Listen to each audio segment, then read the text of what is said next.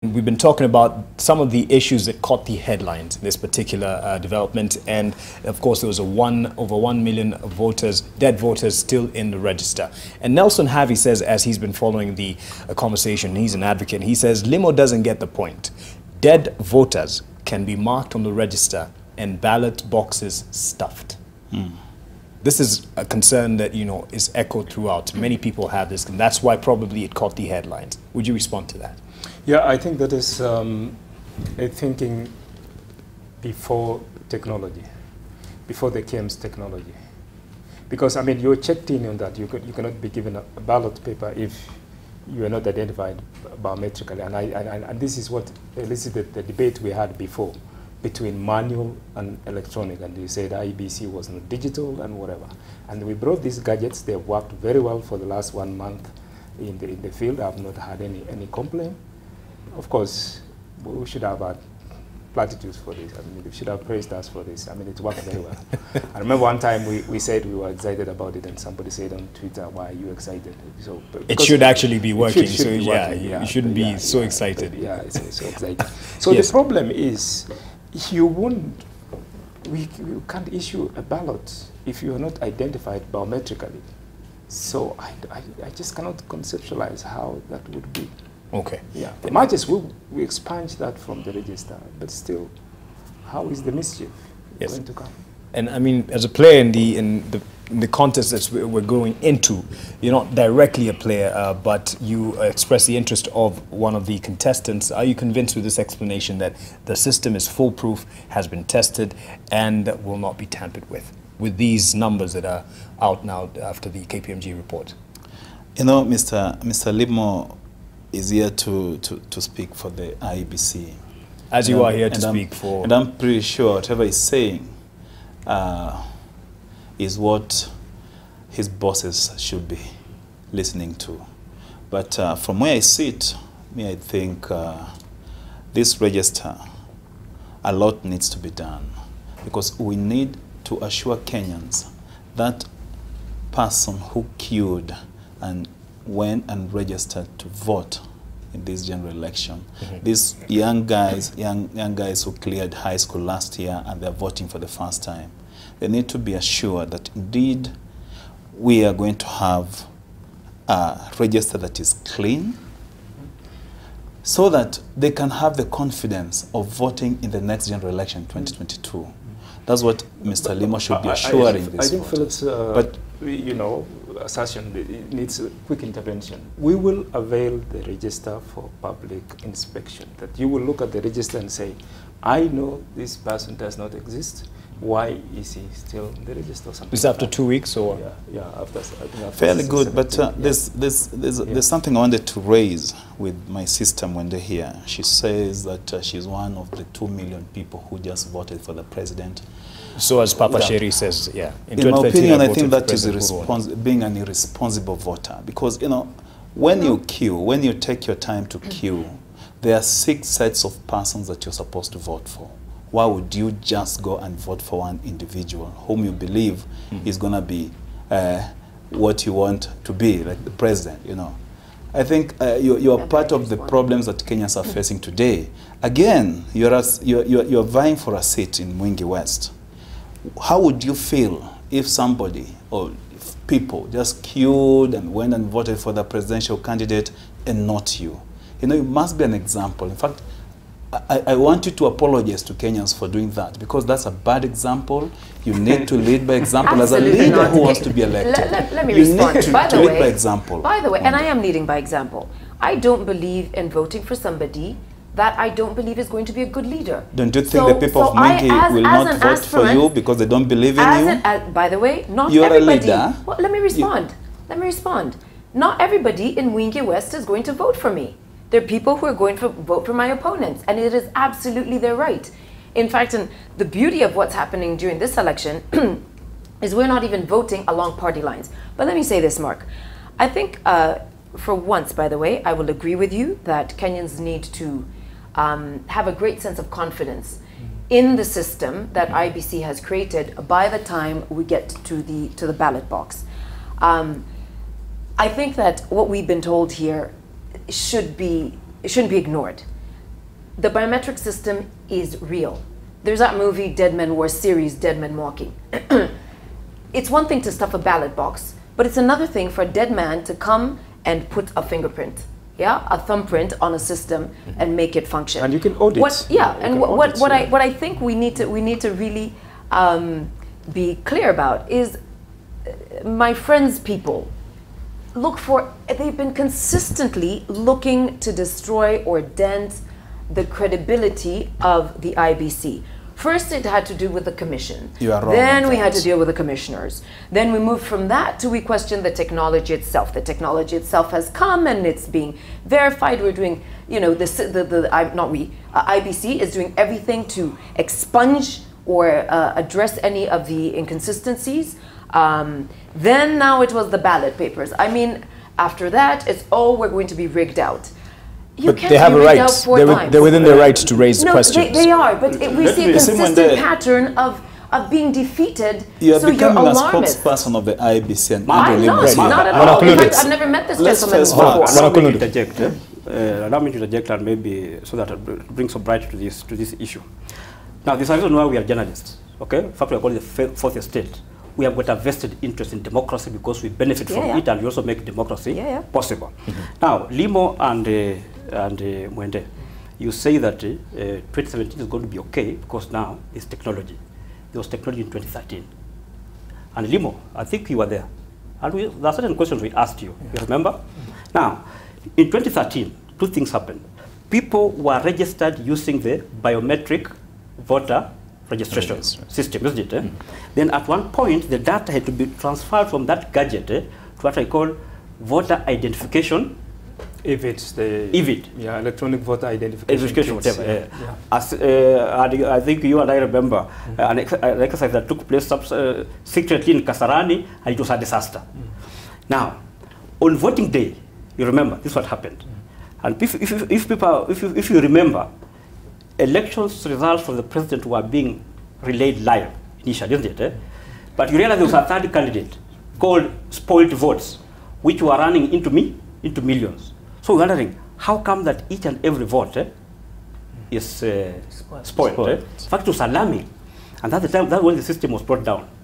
Then later on, and without denying so far, we were informed that there was a political party which had got direct access to the IEBC server. And there's a time when we, Limo, IEBC, you called us to an exercise to test the system, isn't it? And I remember the phones you had given your officers in the field. They are supposed to key in results. And then they reflect. This is what happened. Later on, we discovered as journalists, and I think I remember Jichopev did that thing one time. And I think I do remember Larry Madowo made for NTV across the country in one day. And those things were, the issue was coming in. They were saying that those gadgets were not relaying the results. This is what, and you see, those gadgets you had given had been configured that if you try to fill in a figure that is in excess of the registered number of voters in the polling station, the result that everything will be rejected.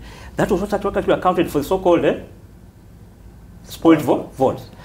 And it emerged that the party that had got a direct access to the server was trying to put figures. Hence, as you put in figures in certain polling stations where maybe registered voters are 11, then you put in 22. Everything becomes, the system projected everything. The point you're making, Bwana Kulundu, is that... So technology was there. It was messed up. And then what happened? They announced that they let people walk in to become working for everybody. So it was no longer that. That's when now you had about 2 million people who voted only for the presidency and did not vote for any other party. And as he responds to what the parallels that you've drawn, comment says, concerning dead voters, we should be asking what the government is doing to have a common and automated database at the registrar of persons. As we respond to this, technology was there in 2013, so it's not quite the assurance that everything will be okay. I think our looking at technology is not brought in, it's to mitigate trust. trust gaps, that people don't trust. The real story is about the people behind the technology and whether we trust them. Has anyone done any audit on the experience, on the integrity of the people handling elections?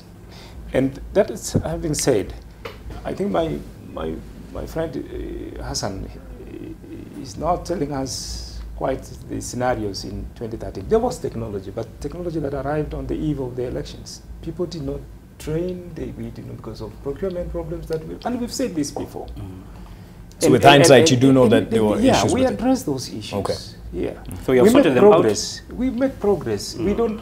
We mean well for this country. We cannot see mistakes and then repeat them again. Okay. Okay. Yeah, I mean that's to look at IEBC like it's all made up of dumb fellows who don't seem to, who are not progressive. Right. Yeah. But we have addressed these issues that they're saying, where there were issues. Of course, many of them are innuendos, that some of them are, I mean, you know, IEBC, unlike our clients, political parties, cannot go out on a weekend and throw statements and whatever. We don't have those platforms. Okay. And that's why my chairman does not, he says, let's get the thing done. But you do appreciate why then it caught the attention of the fourth estate and the nation as well. Everything Hassan has raised has an explanation. Even the issue of the what he calls the third, the eighth candidate. You remember we had 8 candidates like we had before. Somebody has just erroneously configured the errors, the spoiled votes, and distributed among the 8. That was why it was multiplying by 8. Whereas when it was spoiled votes, it was spoiled votes for all the 8 of them. Okay. We explained that. We noticed that error immediately and rectified it. And you rectified it. Yeah. Something, because we're running out of time here, and as you can see, it's dominated the conversation. That is the 1 million dead voters who were in the register. There was the issue of the awarding of the tender to Al Ghurair, and the chairman of the IEBC said this was done according to process, in terms of according to law. But you seem to have a problem with the single sourcing, at least the direct tendering to Al Ghurair. What is the concern here? I mean, your contender, that is a party that you represent, and your voice cannot be ignored. Yeah, the company Al Ghurair. Okay, what I'll say is that what the remark by the chair of the IEBC that they awarded that company after a lengthy consultation with their stakeholders is, to me, I believe it's not true. And I want to say here that the chair on this one is becoming a cantankerous liar, because stakeholders were not involved in this. And, you know, there are issues with this company, Al Ghurair.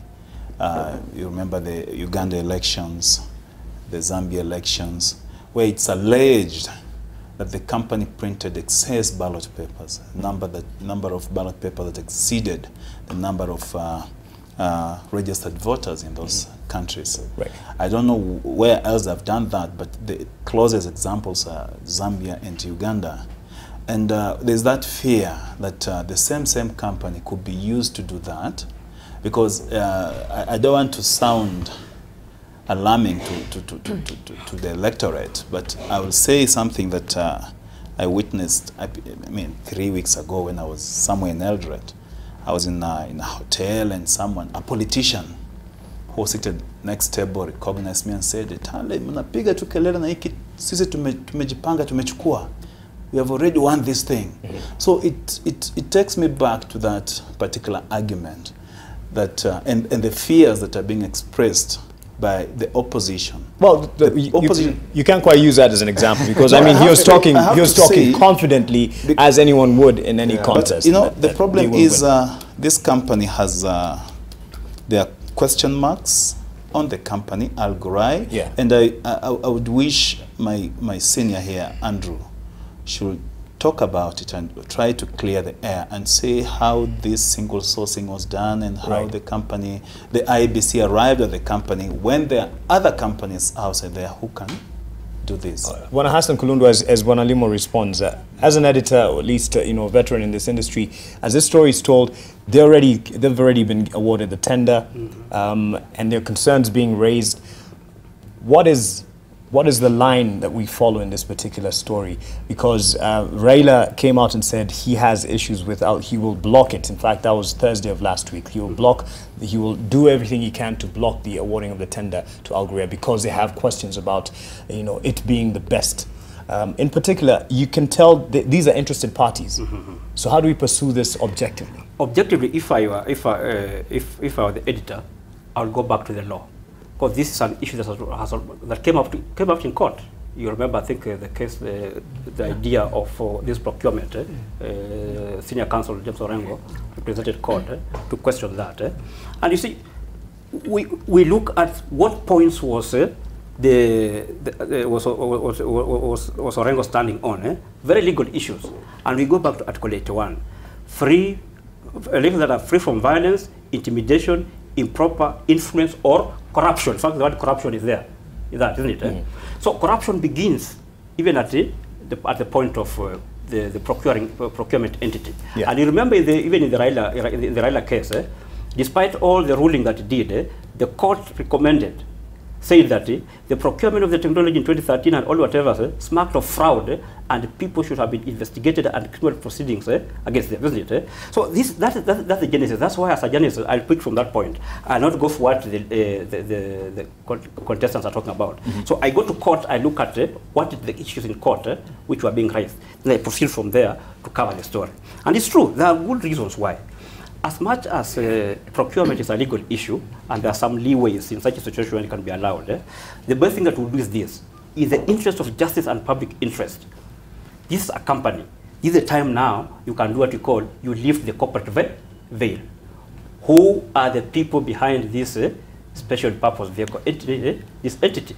And in other countries, because of the public interest and the issues of concern, great public interest in this matter, I would say now, fine. You have done single sourcing, and you have done that. Let us now lift the corporate veil on this particular company. Then everybody will rest assured that, okay, these guys are okay. Because if we find that people who have got a direct interest in this election are also behind this particular company, Article 81 is violated. Yes. I mean, there's some narratives to this. In the spirit of fairness, I think I'm persuaded to agree with Hassan. That what we need to interrogate is whether there's been any illegality in the process, and for sure that's okay. But what I don't want not to agree is with my friend Philip, that he gets some bar talk and we say this is some substance. I mean, it cannot be, and even disparage really our chairman. Yet Philip knows that we have an ETOC committee, the Election Technology Committee, which is representative of all parties, all stakeholders. And so when the chairman says it was a consultative process, indeed it was, because that they represent the parties here. Okay.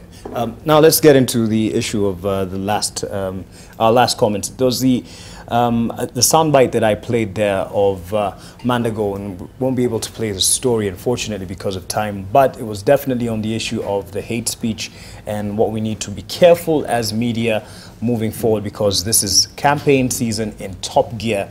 Mwende, as an aspirant and as also a viewer and a consumer of what goes out there, what is your view on this? Any closing comments in terms of the views that we carry forward in either trying to assuage any lack of confidence in IEBC, or actually clarify whether there's things to look into in terms of the IEBC's credibility? Good question. First of all, I think you should interrogate. If there's any doubt, if there are any questions, you should ask. That's what your job is. With that said, I think that there's a need for the media not to sensationalize, not to exaggerate, not to fabricate, and more importantly, not to support sweeping, careless statements that politicians might carry. Because then all you do is you propagate potentially a lie. We heard the governor of this county, Nairobi, talk about these million registered dead voters. When we have public rallies where there is a lot of violence, we focus on that and we don't necessarily call the politician behind it to book. I think your responsibility is to really push the politicians to conduct really good, clean campaigns. I mean, I was out on the trail today and... Good, clean campaigns, is that well, it actually is possible. I mean, that's not to say that you can't take a jab at your opponent or you won't, you know, throw a little mud. I mean, that's what I'm not a politician really, but that's kind of what I'm learning to do really That's what you're getting into. With that said, there's difference between throwing mud and throwing stones. So when politicians violate the law, I think they should be called to book. And I think your role is to expose them, just as you expose any inconsistencies or violations of the other laws regarding elections. All right. Bwana Limo, as IEBC, is there something that you can do to these politicians to stop them from making some of these pronouncements? NCIC seems to be, you know, either in a hard place to deal with this, need support. They all signed the code of conduct, and we surely are determined to make sure that they play the rules by the law. I mean, they campaign by the law, and we're going to, you know, get to the bottom of this and rein in on others. But again, we would like the media, we appeal to them to change the tonality, the language that we use. If a politician, for example, says this is my enemy, you should be able to report that he said the competitor. You know, give them, you know, and you would see a lot of words that actually give a lot of strife and conflict, like instead of saying this is the campaign money, this is the war chest, you know. So we are profiling and creating a situation of strife and you know, it's not. But is it the media more, or is it what the politicians will say? It's politicians. They report what politicians say, but they could tone it down. Okay. They have the ability to. All right. And so we welcome you for the National Election Conference. What is that about? Is that open to everyone? Yeah. All right. What is it about at KICC? I mean at KICC we're just reflecting on saying this is the far we have come. Are there issues that you still have going forward the 2 months? And we discuss them and we iron out and we learn from that. Yeah, so it's a very great opportunity to it's a timeout to evaluate ourselves and say, look, we've gotten here. How are things going forward? Open to any Kenyan and also the stakeholders and your clients, the politicians. Yeah. Will you be attending this, Philip? You definitely have a lot of concerns. Yeah, tomorrow I'll be there. I'll be at the KICC. I want to be part of the many Kenyans who will be attending this conference. I want to listen. I'll not participate. I'll not talk, but I'll just sit down and listen to what the IEBC is planning to do to ensure there's clean election. You know, we need, for the first time, we need a credible general election. And this is not IEBC. We have stakeholders. Yeah. We have EACC. You know. Yeah. Yeah. But also, the IEBC should also be strict on the use of public resources during campaigns, because what you are doing, what you are seeing now, is a president moving around the counties, you know, dishing goodies, you know, and you know the law is very clear. The Kiraitu and the Orengo law, you know it. They were very specific. I thought we were talking about hate speech. But he's giving this, no? He's accusing the president of using state funds, but the president just Mwende, fundraising. you're not the spokesperson of government. I think Raida should have been here to defend the government. I think but also on the head speech and the clip by the remark made by the governor of Uasin Gishu, I think it was unfortunate. But we need to also find out why did he make that remark. He talked of Mungiki being in Uasin Gishu, in Eldoret town.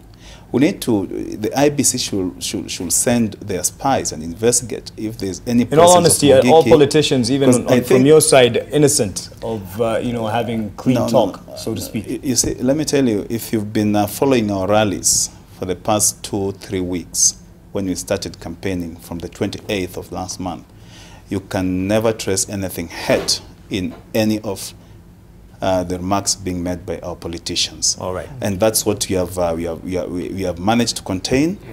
Now we have left that forte for Jubilee. Let them say what. So you were there. If you've left it, you were there. No. All right. Let me hold you on that. It's Jubilee's forte, calling people wajinga. You know, that's hate speech, and you know, some people should be reprimanded for using unprintable words on other politicians. You know, it's not right. Well, someone called someone Mpango Akando. That wasn't quite the compliment.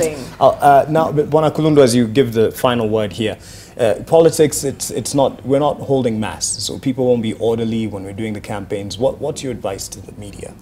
First of all, I think as media, I must say, I'm very worried. I've always said that Kenyans have got a very short memory. You know, post-election violence just 10 years ago. You'll be surprised that a good number of people who are going to vote this year, the young people who may be turned 18 or whatever, you are either 11 years or 12 years, many of them don't remember what happened. Many of us, we know what happened. And at that time, even the media was affected. You remember when, even including this media house, had to save some of their reporters because they were from the wrong ethnic group. They found themselves in the wrong area. We had to look for ways of evacuating them from those areas, despite the fact that they were the journalists. When I heard His Excellency Mandago speak, you know, I know the Rift Valley, I know he was engaged very well. Yes. Because I've lived in that area. I have relatives there, and I know how cosmopolitan is. That is very worrying. And the media cannot, the way Mwende was trying to say that we should, or Limo, that we should try to downplay that. No. In fact, when Mandago was speaking that, he was not even addressing the media. He even didn't know that he was being covered. He was addressing his constituents. And if you remember during the ICC cases, at least let's go to the one that went to trial, the Kenya's case number 2. There was something called coded language. Right. I heard Honorable Mandago say that if you don't do this, we'll tell our people to do what they do best, and you know what I mean. So if anything, cover it, expose it as media. So it's very dangerous. It's very dangerous. And strange enough, in fact, I saw Deputy President, I saw William raise the, in fact, it was on your punchline, saying that what wanataka kurudisha mambo ya ICC. Now you see where we are going back. Yes.